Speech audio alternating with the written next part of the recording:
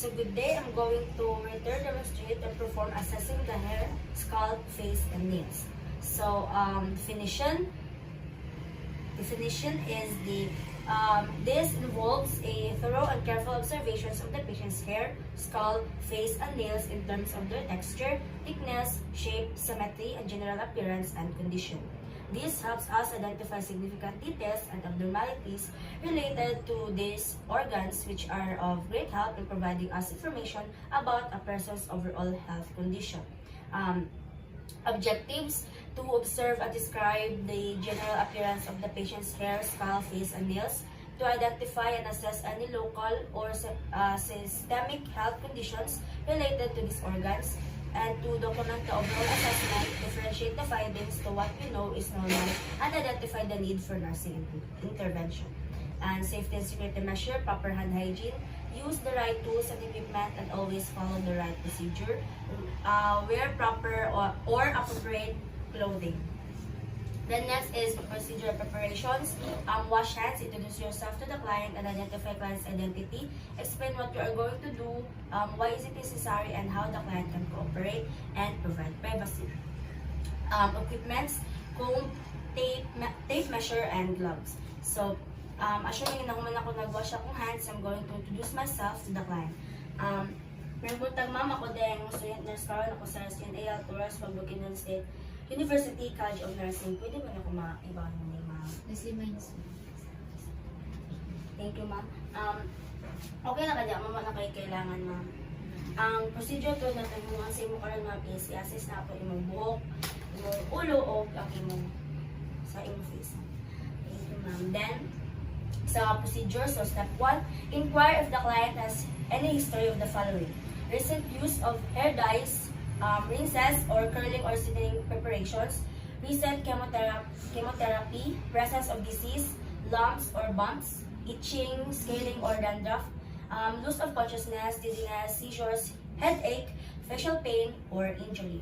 Ma'am, wala ba ka nagpa-color sa imong hair, ma'am? Pero ba't ka nagpa-color, nagpa-straight, na nagamit o chemical? No. Pero ba't ka nalipong, ma'am? No. Pero ba't nagsakit ang ulo? No. Thank you, ma'am. The next is, if so, ascertain the following. Then, when and how any lumps occurred, length of time, then any no cause of any problem, associated symptoms, treatment, and recurrences, diabetes mellitus, peripheral circulatory disease, and previous injury and severe illness. The next is to inspect the evenness of hair distribution and inspect hair thickness or thinness. So first is maglabsat ta. Kasi na to ikapon ang hair mo sa patient.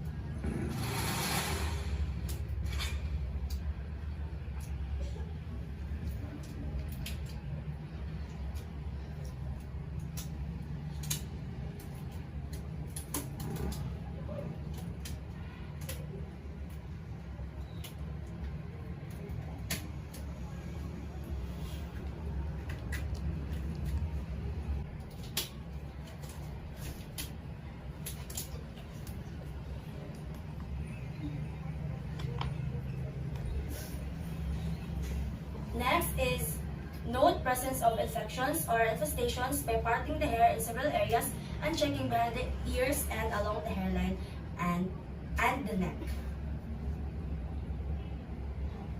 Yes, neck. Then inspect the amount of body hair, puberty marks, onset of pubic hair growth with increased hair growth on legs and axilla. Alam mo, i-inspect natin yung body hair. Then, palpate the scalp for tenderness and masses. Palpate hair texture. So, palpate scalp mo ha.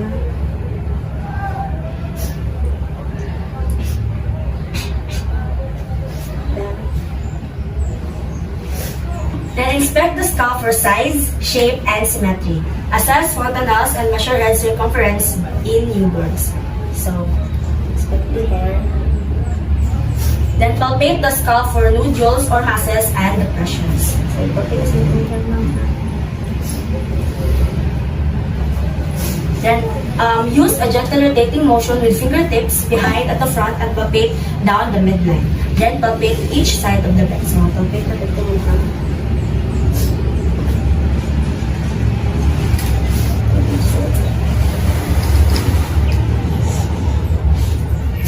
Then, note masses, tenderness, and scalp motility. Then, inspect the facial features.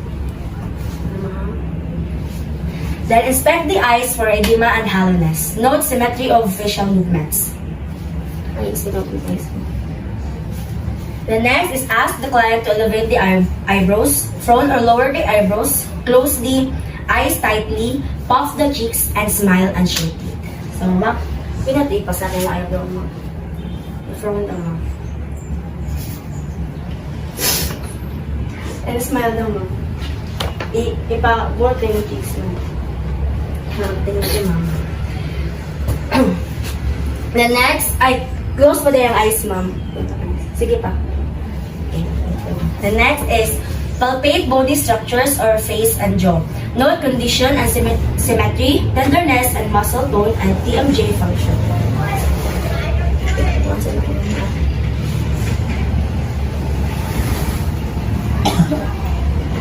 The next, inspect fingernail blade shape to determine its curvature and angle.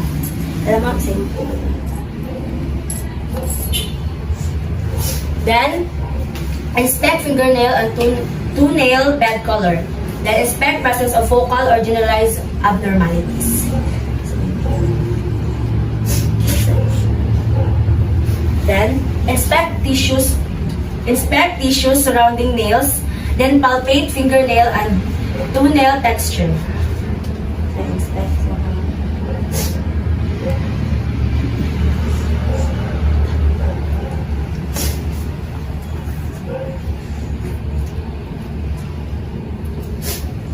Then, perform blanch test of capillary refill. So,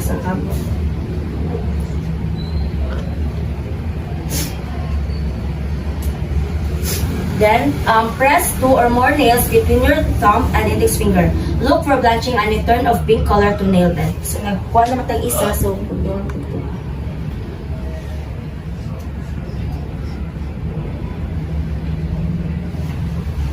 then, document findings in the client record. And that will be all. Thank you.